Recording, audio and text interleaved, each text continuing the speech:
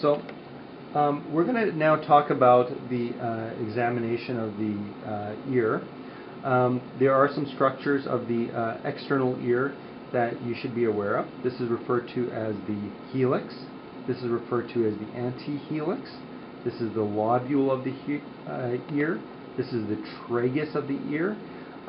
We can see the conchal bowl and then the external auditory meatus that goes in here. If we flip the ear forward, we can see the mastoid tip here, to which the sternocleidomastoid muscle attaches. We can palpate the mastoid tip for any tenderness. If this were a tender and Brittany's ear was pushed outwards and downwards and there was fluctuance behind here, we would suspect mastoiditis. So we'll now talk about the examination of the external auditory canal, the tympanic membrane, and the middle ear space. When we're examining these structures, we use an instrument called an otoscope. An otoscope also has an attachment on the side of it here to which a bulb can be attached. With this bulb, I can pump pressure through the otoscope and actually see the tympanic membrane moving. If the middle ear space contained fluid, the tympanic membrane would not move. So it is a very good diagnostic tool for diagnosing things such as an otitis media with an effusion or an acute otitis media with pus behind the eardrum. Before I insert the otoscope, I need to use my ensure that I do not cross my hands.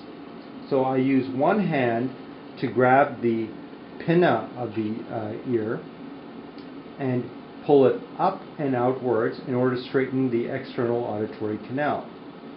The next thing I do is I take my otoscope and I rest my hand on Brittany's cheek here and insert the otoscope into her ear, taking care not to go too deeply, as this will cause her pain if the otoscope actually contacts her bony external auditory canal.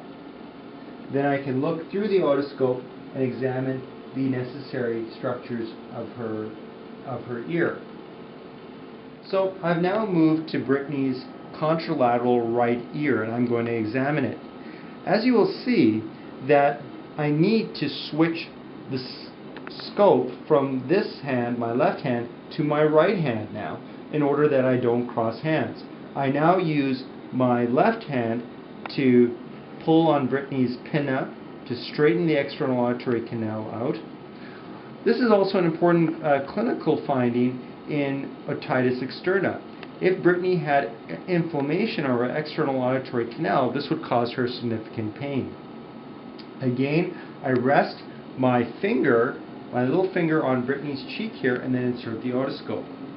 The importance of this type of physical examination or formation of my hands is that if Brittany were a small child and if she moved her head, my otoscope would move with her. If I was not resting my hand on Brittany's cheek and she was a little child, she would move her here and the otoscope would injure her external auditory canal. This is why it's important to rest your hand that's holding the otoscope on your patient's cheek and then insert the otoscope. We're going to use a rigid telescope or endoscope here and insert it into Brittany's ear to highlight the important structures that you should be seeing when you look with an otoscope. So I'm going to pinch, again, grab Brittany's pinna here with my thumb and my index finger and pull and straighten out that external auditory canal.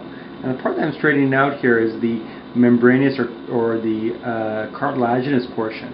As I insert it and move past the hairs of Brittany's ear, we can see the bony external auditory canal and a beautiful view of her tympanic membrane. We can see, I'm just trying not to hurt Brittany here.